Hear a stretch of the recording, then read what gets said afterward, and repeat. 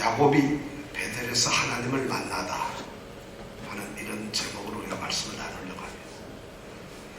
야곱의 인생에 있어서 오늘 하나님이 처음 나타나십니다. 우리는 야곱, 그러니까 대단한 사람으로 생각하는데, 야곱의 인생에서 야곱이라고 하는 이 선택되고 하나님이 미리 정해주셔서 장자의 축복을 허락하셨던 이 야곱에게 있어서 오늘 하나님이 오늘 말씀에 처음 나타났어요. 그 야곱이 하나님을 처음 만납니다. 그 처음 만나면서 야곱의 인생에는 새로운 돌기둥이 세워지게 되고 그는 새로운 인생을 살아가는 그 모습을 오늘 우리가 28장 오늘 말씀에서 이제 보게 됩니다. 자, 오늘 말씀을 우리가 한마디로 보통 신학자들은 얘기하기를 베델의 언약, 왜냐하면 베델에서 하나님이 하신 언약이기 때문에 베델의 언약이라고 하는 말씀으로 씁니다. 베델 언약, 또는 야곱이 사다리를 보았기 때문에 사다리 언약이라고도 이렇게 말을 합니다. 도대체 오늘 말씀이 무슨 말씀인가 우리가 한번 생각해 보기를 원합니다. 왜냐하면 이 오늘 28장 10절에서 22절까지의 말씀은 너무 유명한 말씀이에요. 그래서 교회 이틀만 다닌 사람도 이 말씀을 다 알아요.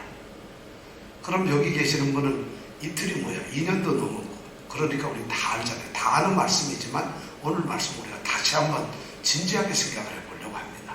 이 말씀이 우리에게 무엇을 들려주고 계시는가 하는 걸 생각하면서 야곱이 베델에서 하나님을 만났다, 이 사건을 우리가 함께 생각해 보기로 합니다.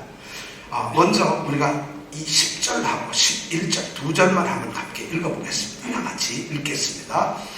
야곱이 브엘세바에서 떠나 하란으로 향하여 가더니 한 곳에 이르러는 해가 진지라 거기서 유숙하려고 그곳에 한 돌을 취하여 베개하고 거기 누워 자더니, 우리 아까 조금 전에 야곱이 돌베개 베고 잠 갔습니다. 내 고생하는 것이 바로 야곱이 돌베개 베고 잠 가는 것하고 같다, 이 찬송을 불렀는데 그 찬송이 바로 오늘 이 성경 말씀에서 근거해가지고 나온 찬송입니다. 그러니까 성경을 알면 찬송이 은혜스럽고, 찬송이 은혜스럽고 또 성경 말씀이 우리가 은혜스러운 거죠. 바로 이 말씀, 야곱이 어떻게 브엘세바에서 떠나 하란으로 지금 가고 있다, 이것이 지금 이 이야기가 이루어지고 있는 상황입니다. 별거 아닌 것 같아요. 야곱이 브엘세바에서 떠나 하란으로 향하여 가더니, 우리는 이 말씀 속에서 너무 많은 것을 생각할 수가 있어요. 우선 길을 떠나는 사람이 누굴까요? 누가 길을 떠나죠? 야곱.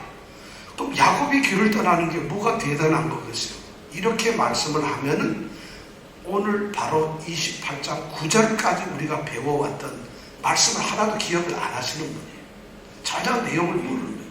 지금 28장 10절에 나오는 야곱이, 이 말은 9절까지 28장 9절 이전에 적어도 25장서부터 계속 되어온 야곱이라고 하는 사람에 대해서 우리가 알아야 된다는 것이죠. 그러면 우리가 몇 시간에 걸쳐서 야곱에 대해서 우리가 생각을 했는데, 야곱은 어떤 사람이냐면 아브라함과 그 다음에 그의 아들 이삭, 그 다음에 이어서 쌍둥이로 태어난 아들인데, 그 아들 태어나기 전에 하나님으로부터 큰 자가 어린 자를 섬기리라고 하는 약속의 말씀을 미리 들었던 사람이에요.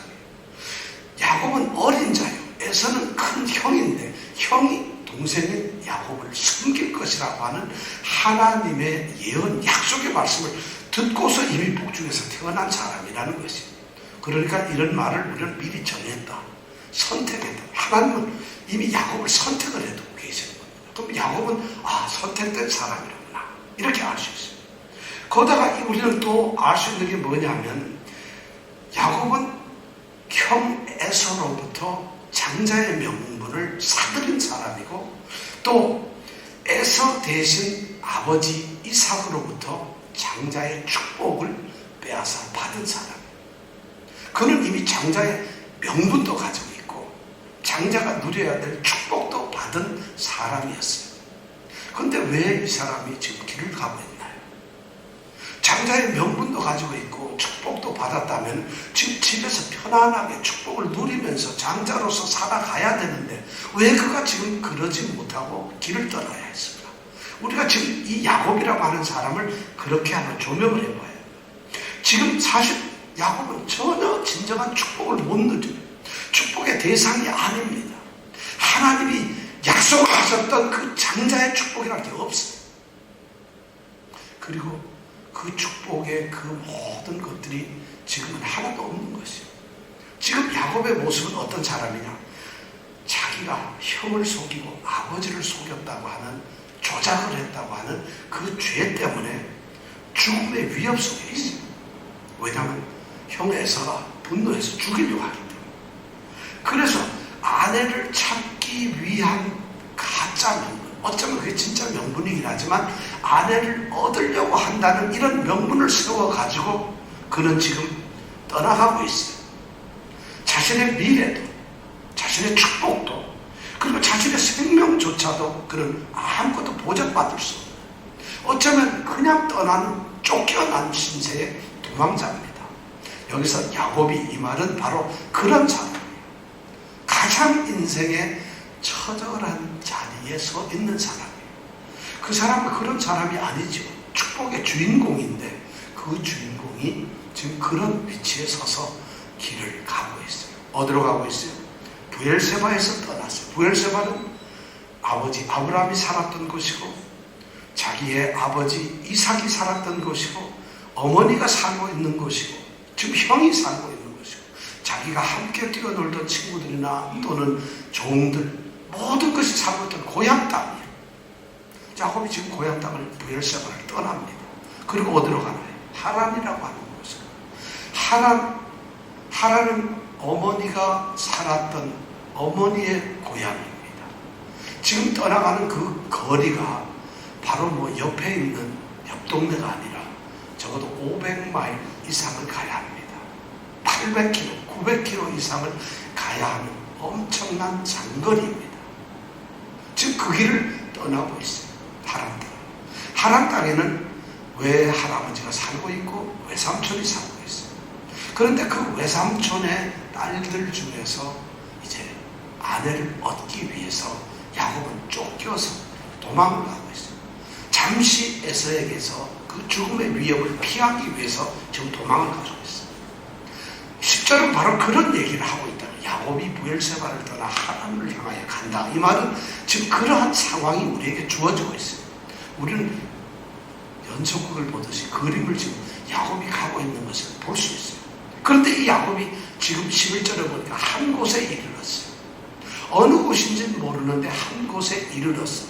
그런데 이르렀는데 보니까 해가 져요. 어둠이 왔다는 거죠. 그러니까 나그네로서 도망자로서 지금처럼 길거리에 전기불이 있는 거 아니잖아요. 지금부터 4,000년 전 일이니까 그런 것이 있을 수 없어요. 그 산길에서, 지금 여기는 산길입니다. 산길에서 도적이 있을지 약탈꾼들이 있을지 모르는 하여튼 이 험한 산길 속에서 어쩌면 한 번도 와보지 못한 어느 한 곳에 머물렀습니다. 해가 지고 나니까 더 이상 갈 수가 없어요. 그것이 좋은 것도 아니고 어딘지도 몰라요.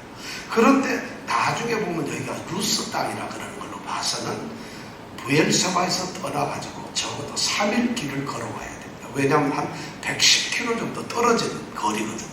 그럼 옛날 사람이 110km를 가려면 자동차가 아니니까 한 3일 정도는 걸었을 거라고 생각이 듭니다. 그런데 3일 동안에 어떤 일이 있었는가는 성경이 기록을 하고 있지 않아요. 왜냐하면 그 사건은 3일 동안에 있었던 일을 전혀 중요하지 않거나 우리 믿는 우리가 알 필요도 없는 것, 필요한 중요한 일이 아니기 때문에 어떤 사건이 일어나지 않았기 때문에 기록을 안 한 것 같아요. 3일째 되는 곳에 저녁 때가 되어서 이제 어두워서 갈 수 없으니까 한 곳에 머물렀어요. 그래서 거기서 자기를 합니다. 집이 있어요, 뭐가 있어요. 그러니까 그냥 산골에서 그냥 눕는 거예요. 눕는데 오늘 보니까 돌을 하나 취해가지고 벽에를 삼고 이 야곱은 도망자로서 이제 비참하게 정말 초라하게 그리고 마음 아프게 누워 있습니다. 이것이 지금 상황이 우리에게 던져진 상황입니다. 자, 그런데 여기에 무슨 일이 일어나고 있는 걸까요? 우리가 그 일어나는 일을 12절, 13절 앞에 12절 한번 우리가 같이 읽어보겠습니다. 12절 읽겠습니다. 꿈에 본즉 사닥다리가 땅 위에 섰는데 그 꼭대기가 하늘에 닿았고 또 본즉 하나님의 사자가 그 위를 오르락내리락 하고, 그 다음에 13절 첫 줄만 읽을까요? 시작. 또 본즉 여호와께서 그 위에 서서 자, 잠을 자고 있는데 피곤한 사람에게 그냥 푹 잠을 못 자니까 어쩌면 쪼그려 잤는지 엎드려 잤는지 모르지만 꿈을 꾸었다는 것이에요. 야곱이 지금 그 베델이라고 하는 이 어느 한 곳에서, 이름도 지금 알지도 못하는 낯선 그런 곳에서 지금 꿈을 꾸고 있어요. 그런데 그 꿈 속에 첫 번째 장면이 나타납니다.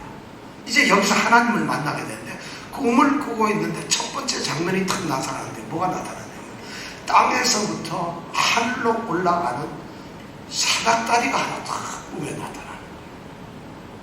첫 장면이 사닥다리가 자기가 이렇게 자고 있는데 이러보니까 자는 머리맡인지 옆인지 모르겠는데 그 땅에서부터 사닥다리가 하늘부터 쫙 뻗어서 하늘 끝에 나왔어요. 사닥다리. 그리고 또 꿈을 계속 꾸어가는데 보니까 그 사닥다리 위로 뭐가 오르락내리락 하는 거예요. 뭐가 그랬어요? 천사들이 오르락내리락 하는 거예요. 그리고 또 보니까 그 사닥다리 제일 끝에 위에는 한 분이 서 계세요. 누가 서 계셨어요? 하나님이 서 계세요.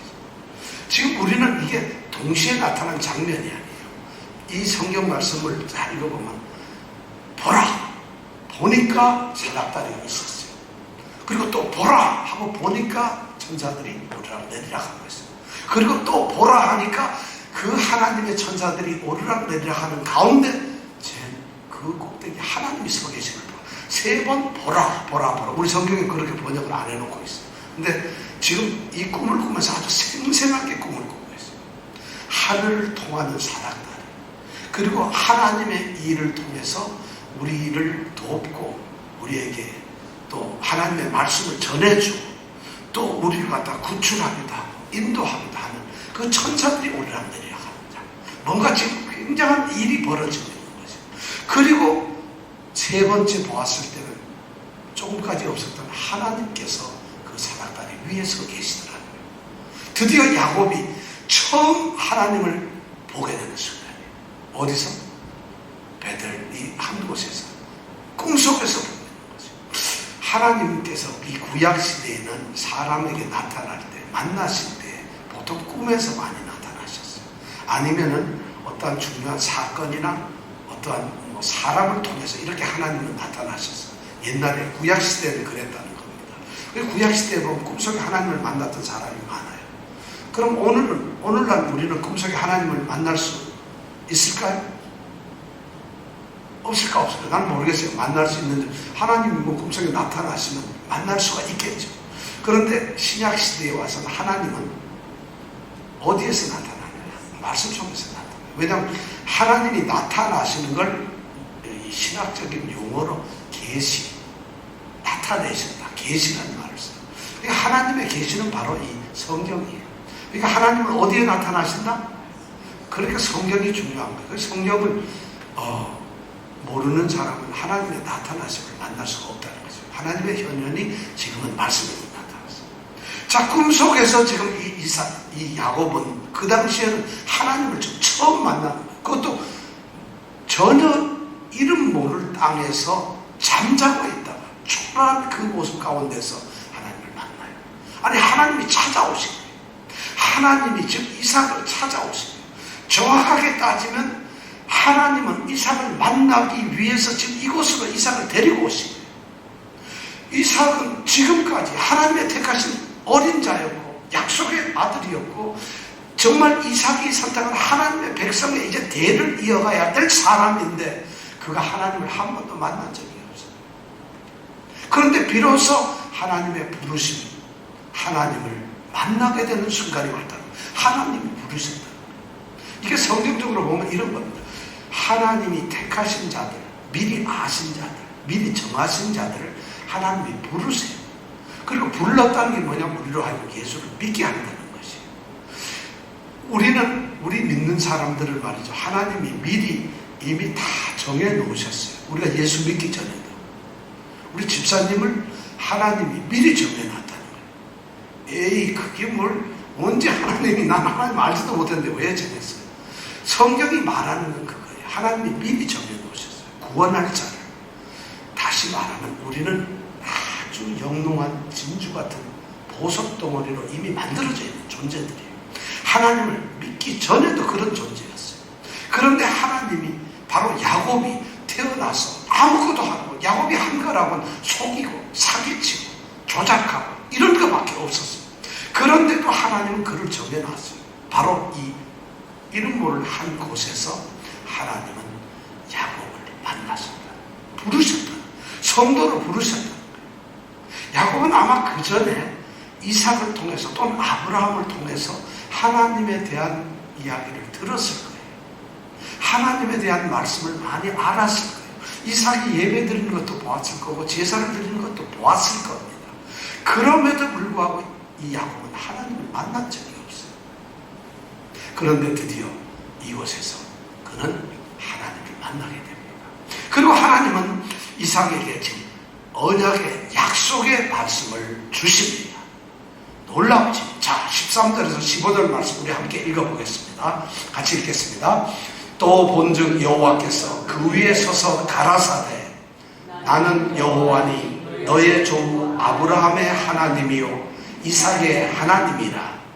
너 누운 땅을 내가 너와 내 자손에게 주리니 내 자손이 땅에 티끌같이 되어서 동서남북에 편만할지며 땅의 모든 족속이 너와 내 자손을 인하여 복을 얻으리라. 자, 이 축복이 딱 떨어집니다. 우리 15절은 다음 읽겠습니다. 사단이 꼭대기 하늘에 서 계시던 하나님이 입을 여시고 꿈에서 지금 야곱에게 말을 하십니다. 처음으로 지금 하나님이 야곱을 부르시는 장면이에요. 그런데 하나님이 그렇게 말씀을 하기에 앞서서 하나님이 먼저 무엇을 하시느냐면 지금 말씀을 하고 있는 자신을 하나님은 소개를 하세요. 뭐라고 소개를 했죠? 나는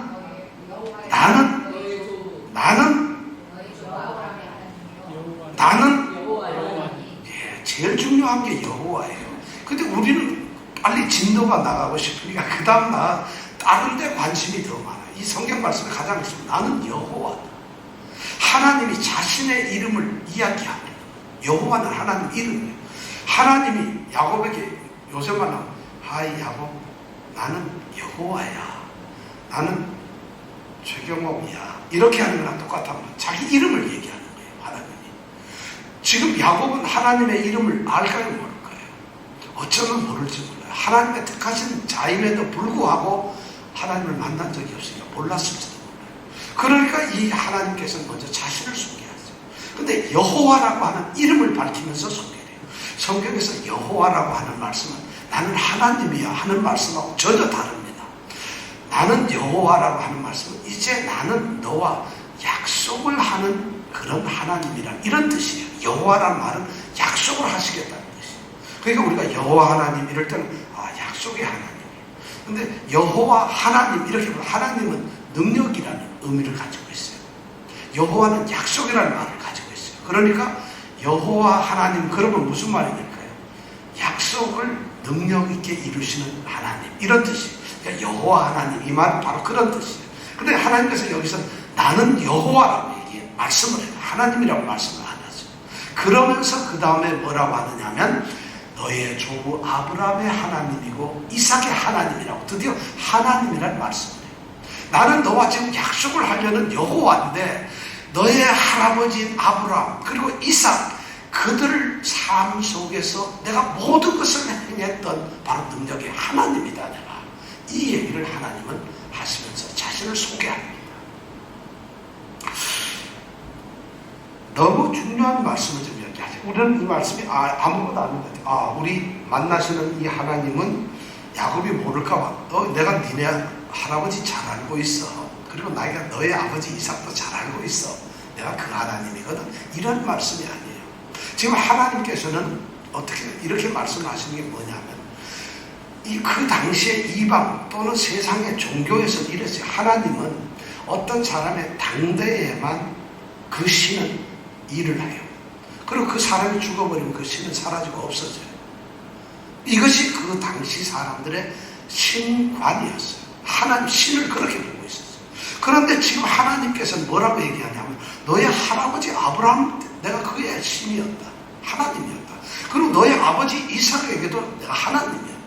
그런데 그럼 뭐예요? 지금 야곱에게도 뭐가 되는 거예요? 하나님이에요. 이 말을 바꾸면 하나님은 시간적으로 영원하신 분이에요.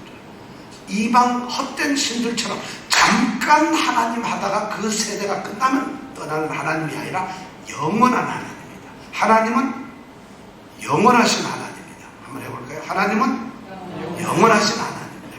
그러니까 아브라함을 지키시고 아브라함과 함께 하시고 아브라함에게 일을 하셨던 하나님은 오늘 우리 성도인 우리에게도 똑같이 행하시는 영원하신 하나님이라는 말씀이에요. 지금 하나님은 그렇게 자신을 소개하면서 첫 번째 이제 언약의 말씀을 하세요. 그것이 이제 14절에 주로 나와 있는 말씀인데 14절에 나와 있는 이 하나님의 약속을 야곱에게 딱 던지는데 그 약속을 가만히 보면은 어디서 많이 듣던 얘기예요. 듣던 말씀. 창세기 13장에도 나왔었고 창세기 22장에서도 나왔었던 그런 말씀이에요. 바로 아브라함에게 이삭에게 했던 그 약속을 동일하게 하고 계세요. 아브라함에게 주셨던 그 약속, 축복, 이삭에게 주었던 그 축복이 야곱 너에게도 주겠다. 왜냐하면 하나님께서는 변함없는 너와의 관계 속에 있다는 거예요. 그래서 첫 번째가 뭐냐면 첫 번째가 땅에 대한 약속이에요. 무슨 약속이죠? 땅을 뭐라고 그랬어요? 너 누운 땅을 내가 너와 내 자손에게 주겠다는 거죠. 13절 끝에 그러면 네가 지금 누워있어요. 하나님은 돌을 베고 누워있는 야곱을 보시면서 말씀을 하는 거예요. 네가 지금 쪼그려서 그렇게 누워서 자고 있는 그 땅, 넌 이름도 몰라. 여기가 어딘지도 몰라. 그러나 이 땅은 내가 아브라함에게 주었던 땅이고 이삭에게 약속했던 땅인데 바로 이 땅을 너와 내 자손에게 똑같이 주시겠다. 이 약속은 하나님은 아브라함 때 하셨던 약속이 변함없이 지금 계속되고 있다는 것이죠. 지금 그 땅의 약속을 하죠. 두 번째는 뭐라고 합니까? 자손에 대한 약속을 하죠. 뭐라죠? 14절에 보니까 내 자손이 땅에 티끌같이 되어서 어디로 가요? 동서남북에 아주 쫙 깔려버린다는 거죠. 자손의 축복을 하죠. 이것도 똑같이 티끌 같은 이것이 바로 아브라함에게 했던 약속이에요. 그것을 야곱에게도 똑같이 자손에 대한 축복을 하고 있습니다. 땅과 자손. 그 다음에 세 번째는 뭐예요?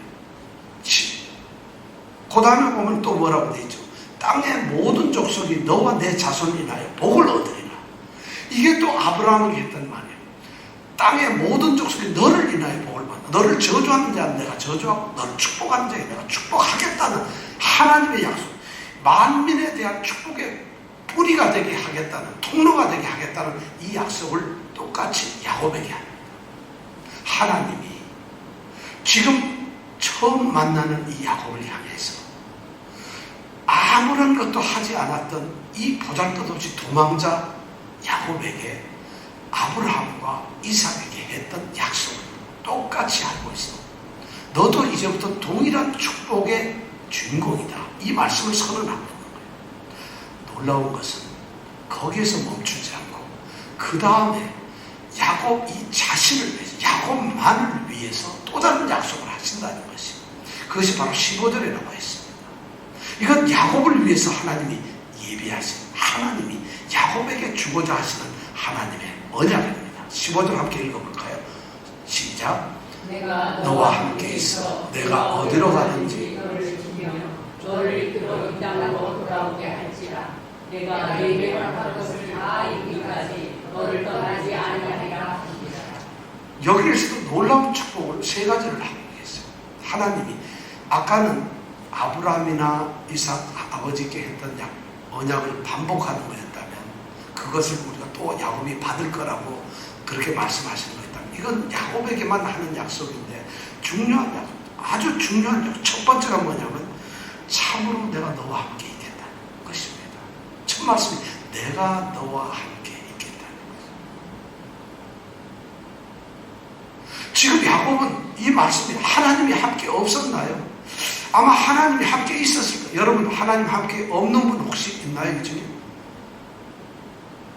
성도는 하나님과 함께 있는 분이에요. 여러분 함께 있는 분이시죠? 여러분 전부 다? 그렇잖아요. 우리가 지금 야곱이 그 축복을 받는 것이 내가 참으로서 이 원어에 보면 참으로가 먼저예요. 참으로 내가 너와 함께 있다. 하나님이 야곱에게 함께 있다는 거예요. 아니 도망자한테 지금 아무런 소망도 없는 이 야곱에게 던져준 첫 번째 약속이 바로 내가 너와 함께 하겠다. 이거보다 더 큰 축복이 어디 있어요? 사실 성도에게 가장 큰 축복은 돈을 주겠다, 뭐 건강을 주겠다, 무슨 뭐 집을 주고 뭐 명예가 이런 것이 아니에요. 하나님이 함께 하신다. 아까 우리 찬송을 이후로도 영원토록 지금까지 하나님이 함께 하신다는 거죠. 바로 이 함께 성도는 말이죠. 바로 이 축복을 받은 사람이라는 것이에요. 지금 야곱에게 도망자 야곱에게 누워있는 이 보잘것없고 처참한 야곱에게 하나님이 하시는 첫 번째 약속이 내가 너와 참으로 함께 하겠다. 그리고 두 번째는 뭐예요? 내가 어디로 가든지 지키겠다. 야 여러분 이 축복 받으면 여러분 가슴이 막 이렇게 몸이 싹 부담면서 뭐가 막 쭈삣쭈삣 안 하죠? 하나님이 지금 여러분들 보고 내가 너와 참으로 함께 있겠다. 너 어디로 가든지 네가 가게 일하러 가 내가 너를 지킬 거야. 하나님이 지금 야곱은 말이죠. 꿈에서지만 이 말씀을 듣는 순간 아마 야곱은 지금 이 순간만큼 이건 할아버지가 하는 말하고 달라요. 그 하나님이 아버지 할아버지에게 주셨던 축복을 내리셨던 그 하나님이 자신을 향해서 나는 변함없이 너와 같이 있을 것이고 네가 가는 데가 어디든지 좋은데 내가 거기서 너를 붙들고 있겠다. 너를 지키겠다. 이것이 두 번째 약속. 그리고 세 번째는 뭐라고 그래요? 너 지금 도망자로 가지. 내가 너 누운 곳으로 다시 너를 돌아오게 하겠다. 회복을 시켜주겠다. 바로 이 땅에 돌아오겠다는 것은 너 걸뱅이가 돼가지고 거러지로서 도로 돌아오는 이런 의미가 아니에요. 패배자로 돌아오는 게 아니라 이 땅을 내게 주겠다. 아까 너 누운 곳에 이 땅을 주겠다니까 하나님께서는 너 지금 떠나는데 너는 지금 형편없이 도망자로 가는데 이것이 너의 인생의 끝이 아니라 너는 이 땅으로 다시 돌아올 것이다. 그걸 내가 지킬 것이다. 그걸 하나님이 하시겠다. 이 세 가지 축복을 하세요. 그러면서 그 뒤에 하나님께서 그 근거로 하세요. 왜냐하면 내가 너한테 지금 허락하고 약속한 이것을 다 이루기까지는 어떻게 너를 떠나지 아니라 내가 너를 떠나지 아니하리라. 우리 아까 찬송하고 똑같아요. 내 너를 떠나지 아니하리라. 내가 이 한 약속 내가 야곱 너에게 지금 했잖아. 너와 같이 있겠다. 그리고 네가 어디로 가든지 지키겠다. 그리고 내가 이 땅으로 오겠다. 이 약속 그 다음에 또 아까 말한 그 세 가지 약속 이런 것을 하나님이 하셨는데 그 약속을 몽땅 하나도 어기자고 다 이룰 때까지는 하나님이 떠나시지 않겠다. 이 말을 그럼 이루면 하나님이 어떻게 하실 거예요? 떠난다는 건가요? 그게 아니라 하나님은 절대 안 떠나시겠다. 보장을 해주죠. 이런 약속의 말씀이 지금 오늘 여기에 나오고 있어요. 엄청난 얘기를 하고 계시는 거죠. 그렇다면 이렇게 꿈을 꾸고 있는데 지금 야곱은 꿈을 꾸면서 하나님을 만나고 하나님이 하시는 약속의 말씀을 듣고 있어요. 생생하게 이게 그냥 생시와 똑같은 것으로 지금 야곱은 느끼고 있어요. 그럼 야곱은 이제 어떻게 할까요? 야곱의 반응을 우리가 한번 볼 필요가 있어요. 야곱은 지금 그런 하나님의 축복을 받고서 약속을 받고서 어떤 행동을 하고 있어요? 16절, 17절 말씀을 우리가 다 같이 읽겠습니다. 야곱이 잠이 깨어 가로되 16, 17절 시작. 잠이 깨어 가로되 여호와께서 과연 여기 계시거늘 내가 알지 못하였도다.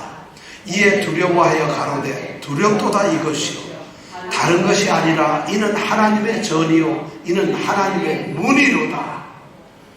자, 야곱이 잠에서 벌떡 깨났어요. 그렇지 않아요. 하나님도 만났지. 사닥 하늘로 올라가는 길이 있다는 걸 알았죠. 그리고 천사들이 막 왕래하는 걸 보았죠. 하나님이 서 계신 걸 보았고 약속을 해주시고 축복을 해주시고 하나님이 확신을 주셨는데 그걸 듣고서 잘 수도 없죠. 생생하게 벌떡 일어났어요. 그리고 그가 놀랐어요. 자기가 누운 이곳이 어딘지 모르는데 바로 이곳에 하나님이 계신다. 바로 자기가 누워있는 이곳이 고향을 떠났고 자기는 이것이 어딘지도 몰라요. 그리고 고향을 떠났기 때문에 이제 더 이상 하나님을 자기는 동행할 수 있을 거라는 생각을 못하고 있어요. 왜냐하면 그 당시에 신관, 하나님에 대한 생각이 뭐냐면 하나님은 지역신이에요. 어느 지역을 지키시는 분인데 이 지역을 떠나면 거기는 또 다른 신이 있어요. 또 이 지역을 떠나면 또 다른 신이 있어요. 그래서 그 당시에 사람들은 지역마다 신이 있다고 생각을 했어요. 하나님도 그럴지도 모른다는 생각을 가지고 있는 그런 신관을 가지고 있는데 야곱은 입장에서는 자기가 적어도 상당한 사흘길을 걸어왔고 이름도 모르고 어딘지도 모르는 아무것도 알 수 없는 이 정말 이 산골짜기에서 하나님이 계신다는 것을 말한다. 거기 하나님 얼마나 놀랐겠어요. 깜짝 놀랐어요. 바로 이 한 곳, 자기가 어느 한 곳에 보면 여기서 한 곳, 이곳이라는 단어가 오늘 말씀해 보면 22절까지 6번이 나옵니다. 그러니까 굉장히 어쩌면 모르는 이곳을 아주 의미 있게 강조를 하고 있어요. 한 곳, 한 곳, 그곳, 이곳, 바로 여기 이런 말로 지금 계속 표현을 하고 있어요. 지금 야곱은 이곳이 자기가 누워있는 이곳이 하나님이 계시는 곳이라는 걸 상상도 못했어요. 자기가 누워있는 이 땅이 거룩한 땅이라는 것은 전혀 기대도 하지 않아요. 바로 그 자리에 하나님이 함께 계신다는 걸 하나님이 보여주셨어요. 영원하신 하나님, 아브라함의 하나님, 이삭의 하나님이었던 그분이 이제는 어느 곳에나 항상 함께 계시는 하나님이라는 사실을 자기 알게 해주셨다는 거예요. 자기는 브엘세바에 있지 않고 이곳에 있는데 하나님 땅에도 있지 않은 이곳에 하나님이 함께 하시다. 그러니까 그에게 다가오는 것은 두려움이에요. 아, 하나님은 두려우시네요. 하나님이 두렵구나. 하나님을 진짜 동행하는 사람은 두려워합니다. 우리가 지난 주일날 구원을 이룰 때 뭘로 이룬다 했죠? 항상 복종해서 두렵고 떨림으로. 바로 이 두렵고 떨림이 여기에서 나옵니다. 두려워요, 하나님. 이건 막 하나님이 무서워가지고는 하나님이 무서우면 함께 다니는 게 얼마나 우리가 힘들겠어요. 여기서 두렵다는 것은 그게 경외예요. 하나님을 존경하면서 그러면서도 하나님이 정말 높으신 분이죠. 자, 두려움, 그런 경배하는 두려움, 감사의 그런 어떤 떨림, 이런 것이 막 생겨요. 그러니까 이제 야곱은 그렇게 되면서 벌떡 깨난 거죠. 자다가 일어나가지고. 지금 아마 한밤중이었을지 몰라요. 벌떡 일어나서 꿈꾸고 난다. 그런 다음에 그는 드디어 깨달았어요. 아, 여기가 하나님이 계시는 곳이구나. 바로 이 두려움, 이곳이 바로 하나님이 계시는 곳이구나. 처음 누울 때는 그냥 몸 하나 눕혀가지고 잠만 자면 되는 곳인, 그런 곳인 줄 알았는데 그곳이 하나님이 계시는 곳이었거든요. 그러니까 이 야곱이 뭐라고? 이곳은 바로 하나님 집이에요. 하나님 집이라는 거예요. 하나님이 거하시는 곳이에요. 하나님이 어디 계세요? 집에 계시죠. 하나님의 집이요. 그리고 자신이 하나님을 만날 수 있는 하늘의 문이 바로 여기 있구나. 실제로 자기 눈에는 우리가 사실적으로 하나님의 집도 없어요. 거기 문도 없는 그냥 산길이고 산골짜기 뿐입니다. 산인데 그런데 그가 거기에서 하나님을 눈으로 보았어요. 그리고 말씀하시는 그 하나님의 말씀 음성을 들었어요. 그리고 자신은 하나님께 나아갈 수 있고 하나님은 자신께로 다가오셨어요. 바로 하나님을 만났고 하나님과 지금 사귈 수 있는 가치 있는 곳이 되었어요. 그러니까 자신은 고백할 수 있어요. 여기가 하나님 집이로구나. 이게 바로 그런 고백이에요. 하나님께 예배를 받을 수 있는 곳이 됩니다. 자, 이렇게 이걸 깨닫게 됐어요. 지금 야곱에게 있어서 이 깨달음은 엄청난 겁니다. 이제 그 사람이, 야곱이라는 사람이 깨닫게 된 것은 도망자라는 그 신분 속에서 하나님이 지금 함께 한다는 것을 깨달았고 자신이 지금 하나님과 함께 있다는, 하나님이 자신과 지키시고 자기를 동행하는 이 사실을 깨닫는 것이 얼마나 큰 일인지 몰라요. 자, 그렇게 되었을 때 야곱이 할 수 있는 일은 뭘까요? 오늘 말씀해 보니까 18절에 보니까 야곱이 예배를 드리기 시작합니다. 자, 18절 말씀 함께 읽겠습니다.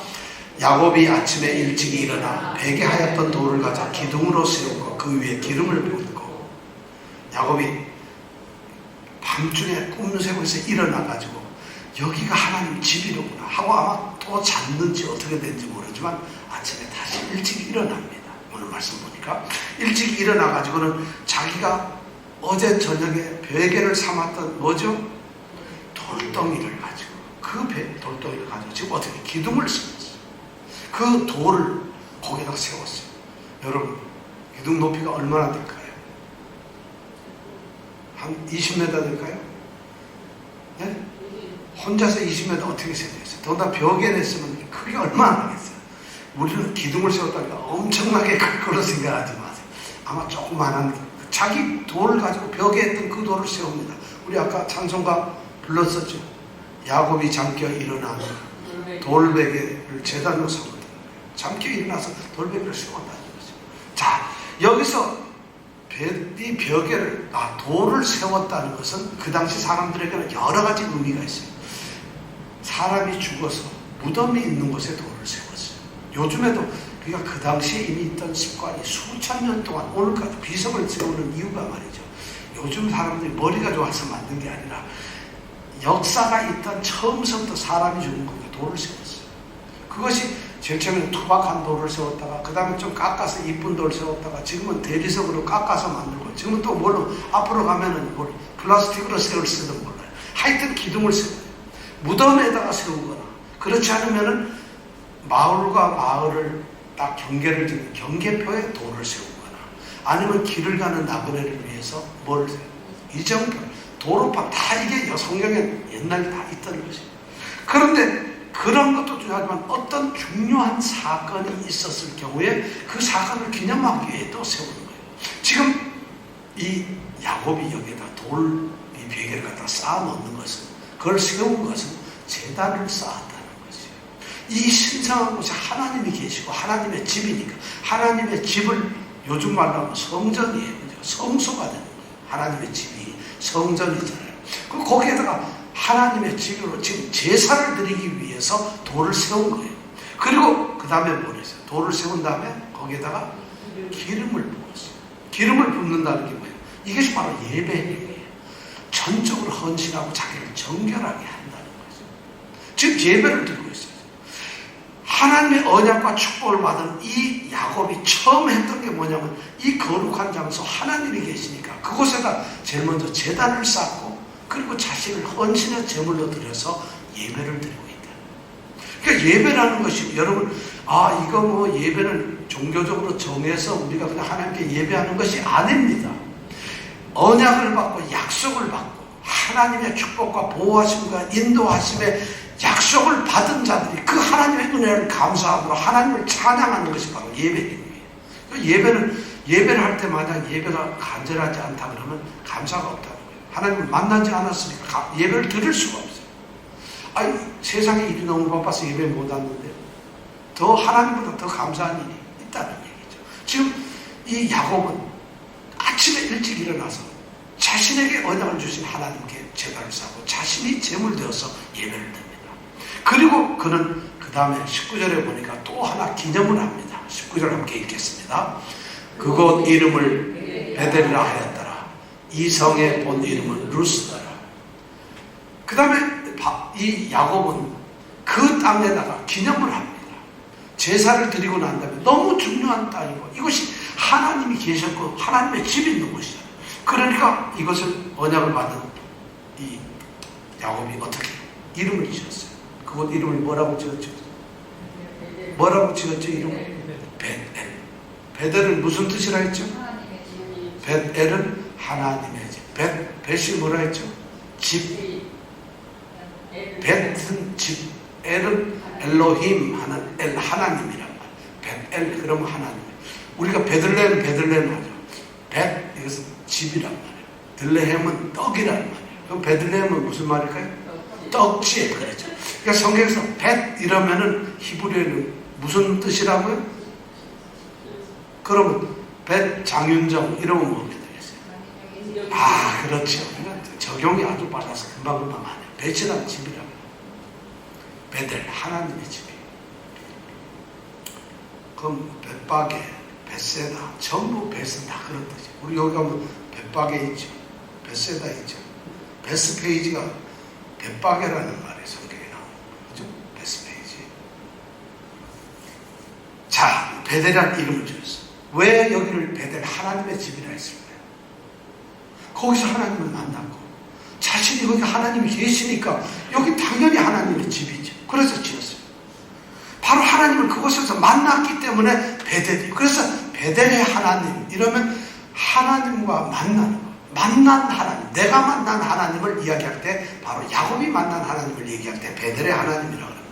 그런데 그곳의 본래 이름이 뭐라고요? 자, 이것을 야곱은 알았을까요? 몰랐을까요? 야곱은 지금 어딘지도 몰라요. 그런데 루스라는 것은 이건 성경을 지은 저자가 지금 설명을 해줘요. 이 땅의 본래 이름이 루스였다. 루스가 무슨 뜻이에요? 루스는 좀 이렇게 기울어져 있다는 뜻도 있고요.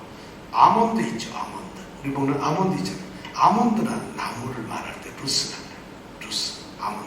바로 아몬드가 무성한 사람들은 어쩌면 그 옛날 사람들은 아몬드 나무가 무성하게 있으니까 루스 이래 불렀는데 지금 야곱에게는 아몬드가 보이지 않고 뭐가 보이나요? 하나님이 보여요. 그러니까 베델이라고 하는 이름을 바꿉니다. 드디어 이 루스라고 하는 이 땅은 이름 없는 땅이었지만 이제는 하나님, 야곱과 그의 후손들이 영원토록 하나님께 예배드려야 할 예배의 집으로 바뀌었다는 거예요. 그렇게 되니까 이제 이 야곱이 뭐래요? 하나님께 서원을 합니다. 하나님께 간절히 서원을 합니다. 이제 서원 기도를 하는 거예요. 야곱은 그럼 이런 축복을 받으면 어떤 서원을 할까요? 여러분 궁금하지 않아요? 여러분이 지금 하나님 성도가 되었어요. 그럼 하나님께 감사기도를 뭘로 해요? 하나님, 감사할 게 가만 세우면 없나요? 내가 성도가 돼 구원받았어. 죄 가운데서. 지금 이 야곱은 말이죠. 죄 때문에 자기가 저지른 잘못 때문에 에사한테 죽을까봐 도망가잖아요. 그리고 어디 정처 없이 지금 도망가고 있고 아무것도 없이 도와줄 사람 없는 산길을 가고 있는 사람이잖아요. 그가 하나님을 만나고 도와준다 그럴 때 여러분 그 야곱이 서원의 기도를 해야 되냐 안 해야 돼요? 다 할 수밖에 없잖아요. 그럼 야곱보다도 우리가 더 나은 인생인가요? 그렇다면 야곱과 비슷하다면 우리는 어떻게 해야 돼요? 우리도 똑같이 서원의 감사의 기도가 있어야 돼요. 당연하게. 지금 그러면 야곱은 어떤 서원 기도를 했을까? 20절에서 22절 우리 마지막까지 한 목소리로 읽겠습니다. 야곱이 서원하여 가로되 하나님이 나와 함께 계시사 내가 가는 이 길에서 나를 지키시고 먹을 양식과 입을 옷을 주사 나로 평안히 아비 집으로 돌아가게 하시오면 여호와께서 나의 하나님이 되실 것이요 내가 기둥으로 세운 이 돌이 하나님의 전이 될 것이요 하나님께서 내게 주신 모든 것에서 10분 1을 내가 반드시 하나님께 드리겠나이다 하였더라. 자, 드디어 소원을 합니다. 감사 때문에 하나님 앞에 맹세에 간절한 거, 맹세를 한다는 거죠. 그럼 하나님께 이렇게 맹세를 하는 거, 서원을 하는 건 말이죠. 하나님 나한테 복 좀 주세요. 그러면 내가 뭘 하겠어요 하고 우리 하나님이 자기 원하는 걸 해달라고 유도를 할 때 싹 이렇게 하나님 꼬드겨 가지고 데려올 때 하는 게 서원이 아니에요. 또는 우리가 서원을 하나님 이거 해주시면 내가 이거 합니다. 하나님이 이러시면 난 이거 합니다. 하나님이 내게 아들을 주시면 내가 하나님께 바치겠습니다. 하나님 나한테 돈을 갖다가 오늘 벌게 해주시면 내가 그걸 하나님 헌금을 하겠습니다. 축복을 해주시면 내가 하나님 잘 믿겠습니다. 나에게 건강을 허락하시면 내가 하나님 이제부터는 하나님 잘 믿겠습니다. 하나님 가게만 잘 된다면 잠깐 가게 문다고 매일 하나님 전도하면서 다니겠습니다. 이렇게 흥정을 하는 것이 아니에요. 하나님의 조건을 내세우고 나서 말이죠. 하나님께 교환 이걸 해주면 내가 이걸 하겠습니다. 이것이 바로 서원이 아니에요. 그런데 오늘 지금 야곱이 서원하는 게 보면 뭐예요? 만일 하나님이 나와 함께 계셔서 내가 가는 이 길에서 나를 지키시고 그 다음에 뭐예요? 먹을 양식과 입을 옷. 아주 이 기도가 굉장히 구체적이에요. 우리는 주님 뜻대로 하시옵소서. 굉장히 믿음 좋은 기도를 하는데 기도는 사실 그런 기도가 뭐 좋죠. 그러나 지금 오늘 굉장히 또 다른 기도래요. 그리고 그렇게 하시고 또 나를 평안하게 아비 집으로 돌아오게 한다면 그렇게 해서 하나님, 우리 여호와 하나님이 내 하나님이 되신다면 이런 말이에요. 이렇게 다 지켜서 하나님이 진짜 이제부터는 하나님이 나의 하나님이라면 나는 그 하나님을 어떻게 하겠다? 바로 이 돌 세운 것이 바로 하나님의 집이 되어서 예배를 드릴 것이고 그 다음에 그 나를 지키시는 그 하나님께 뭘 하겠다? 11조를 하겠다. 10분 11조를 바치겠다. 그 그래도 11조는 자기가 뭐 어떻게 하는 게 아니라 오늘 여기 보니까 뭐라고 되냐. 22절에 보면 내가 기둥으로 세운 이 돌이 하나님의 전이 될 것이요 하나님께서 내게 주신 모든 것에서 10분의 1을 내가 반드시 하나님께 드리겠다. 11조를 드리겠다면 서운을 하게 됩니다. 이것이 바로 야곱이 브엘세바에서 하란으로 가는 길, 이 중간 베델에서 하나님을 만나고 이루어졌던 일입니다. 우리는 여기서 매우 중요한 것을 느끼게 됩니다. 야곱은 처음으로 하나님과 직접 대면했어요. 그의 인생이 말이죠. 자기가 배웠던 베개를 세우고 제단을 세웠던 것처럼 인생의 새로운 이정표가 바로 이 베델에서 이루어집니다. 지금까지 야곱은 형편없는 족속이었어요. 하나님의 택하신 자였어요. 그리고 하나님이 그를 사랑하는 걸 자신을 모르고 속이고 거짓말하는 정말 형편없는 존재였어요. 그런데 드디어 하나님을 만나고 하나님이 부르시니까 모든 일이 달라지기 시작하면 인생이 변화되는 거예요. 야곱이라고 하는 사람이 이제 완전히 변하게 되는 그 처음 출발이 뭐냐, 바로 베델이에요. 하나님을 만나니까. 비로소 이 베델에서 하나님은 야곱을 자신의 것으로 드디어 부르셨다는 거죠. 하나님을 사랑하는 자, 그 뜻대로 부르심을 입은 자들에게는 모든 것이 합력하여 선을 이룬다는 거죠. 또 미리 정하신 그들을 또한 부르신 그들을 또한 의롭다 하시고 그들을 또한 영화롭게 하십니다. 그런지 만일 하나님이 우리를 위하시면 누가 우리를 대적하겠느냐. 로마서 8장에 나오는 말씀. 지금 바로 이 야곱이 그런 축복의 주인공이 되었습니다. 지금까지 야곱은 성경에 나타난 대로 하면 전혀 약속의 자손, 축복을 받은 축복의 대상의 야곱이 아닙니다. 그는 지금 이곳에 와 앉아서 자고 있는데 야곱이 무슨 영적으로 깨달아서 영적 순례자, 전도자가 아닙니다. 그렇다고 해서 야곱이 죄를 지은 걸 뉘우치고서 회개하는 돌아온 탕자냐, 그렇지도 않아요. 야곱은 지금 그냥 도망자로서 그냥 처참하게 누워서 잠을 자고 있는 사람일 뿐이에요. 그런데 하나님께서 그를 만나시는데 책망이나 꾸짖음을 안 하세요. 야곱, 너 이런 네가 뭘 잘못했잖니? 너 이런 거짓말 했잖니? 너는 죄인이다. 하나님 한마디 얘기하시는 게 없어요. 그 야곱에게 어떤 꾸중도 꾸짖음도 책망도 그렇다고 해서 너 이거 해라 뭐 해라 아무 말씀 안 하세요. 뭐만 하실까요? 그냥 약속하고 축복을 하세요. 내가 너와 함께 하겠다. 너를 지키겠다. 일로 돌아오게 하겠다. 네 자손이 많게 해주겠다. 너 때문에 세상 모든 사람 복받게 해주겠다. 온통 하나님은 축복만 하십니다. 야곱, 네가 바로 너는 언약의 계승자다. 너는 축복의 주인공이다. 너는 축복을 받아야.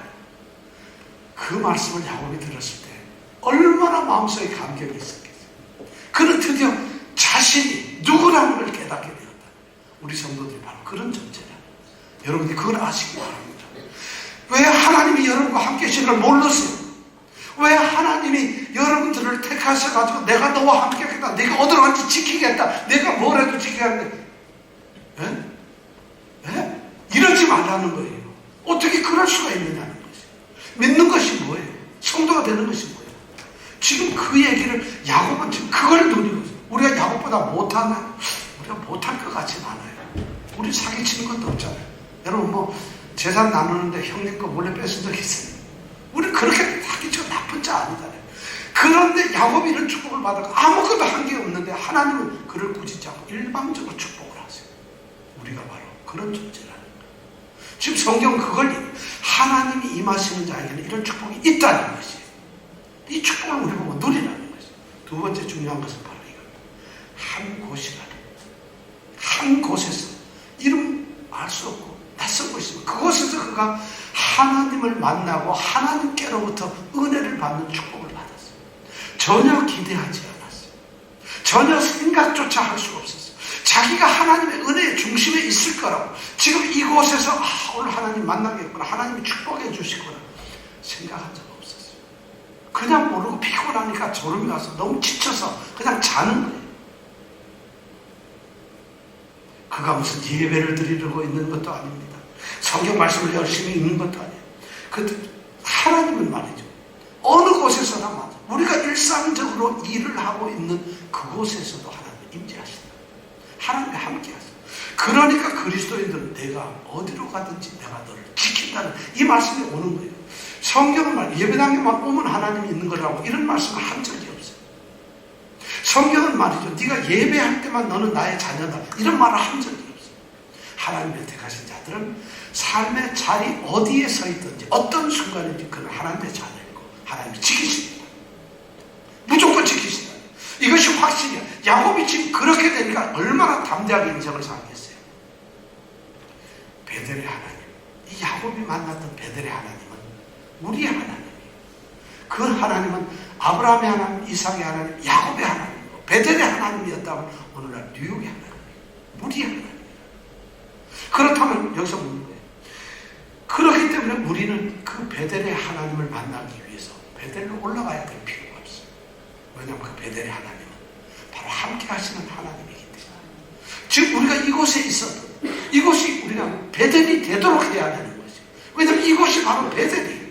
여러분들 어디가 있든지 야곱이 지금 이름도 몰랐지만 그곳에 하나님이 계셨기 때문에 베델이라고 이름을 지었다고 한다면 우리 사랑하는 성도들이 지금 어느 곳에 있든지 자신이 있는 곳을 베델이라고 이름을 지을 수 있어야 된다. 거기가 하나님의 집이라고 이름을 지을 수 있어야 된다는 거죠. 그것이 바로 베델이 되어야 한다는 것입니다. 오늘날 성도들에게 내리시는 가장 큰 하나님의 축복이 바로 이 베델의 축복이에요. 여러분들의 가게가 베델이라고 이름 지을 수 있겠습니까? 여러분의 가정이 베델입니까? 여러분들 목욕탕 안에 있으면 그것이 베델입니까? 여러분들이 드라이브를 하고 있으면 그것이 베델이 되어야 된다. 하나님은 어디든지 우리와 함께 하기 때문에 동행하시는 하나님, 그분은 그 하나님이 계시면 그것은 어디든지 베델이겠다. 이 베델의 축복이 오늘 우리에게 있길 바랍니다. 항상 함께 하신 하나님, 베델의 하나님, 그 하나님 우리에게 있길 바랍니다.